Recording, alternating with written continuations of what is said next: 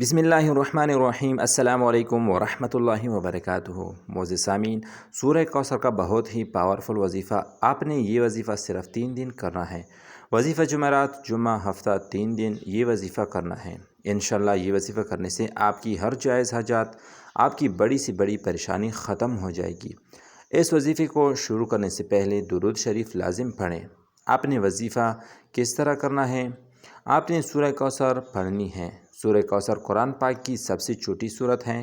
یہ سورت قرآن پاک کی 30 پارے میں ہے۔ آپ نے جمعرات کو یہ وظیفہ کرنا ہے اور ہفتے کو یہ وظیفہ ختم کرنا ہے۔ 3 دن آپ نے یہ وظیفہ کرنا ہے۔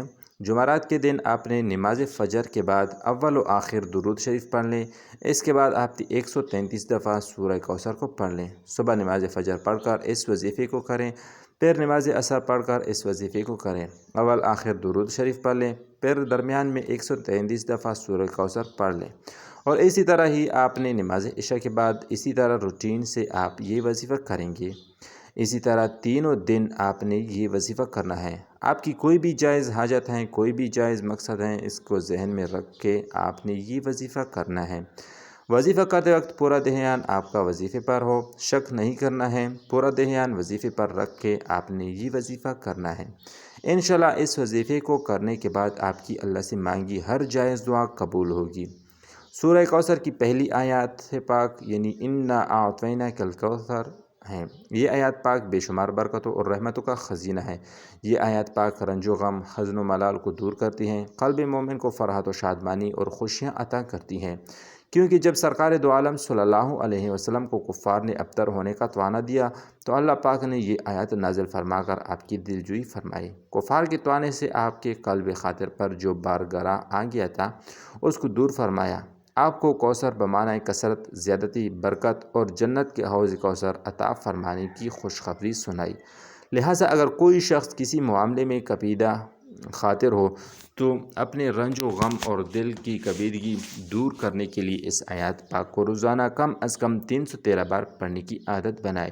انشاءاللہ اس کا رنج و غم دور ہو کر فرحت و شادمانی میں تبدیل ہو جائے گا۔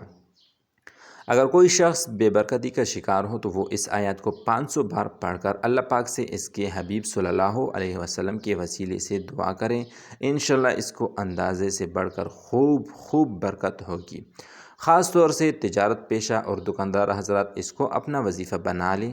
اگر کوئی بے اولاد ہو تو وہ اس آیات پاک کو میاں بیوی دونوں اپنے نام کے اعداد کے مطابق روزانہ پڑھنا شروع کر دیں۔ اگر کوئی طبی یا جسمانی خرابی نہ ہوگی تو انشاءاللہ 1 سال کے اندر ان کا دامن مراد بھر جائے گا۔ اگر کوئی شیرخوار بچہ بہت زیادہ روتا ہو تو اس پر 11 بار پڑھ کر دم کر دیا جائے، انشاءاللہ اس کا رونا بند ہو جائے گا۔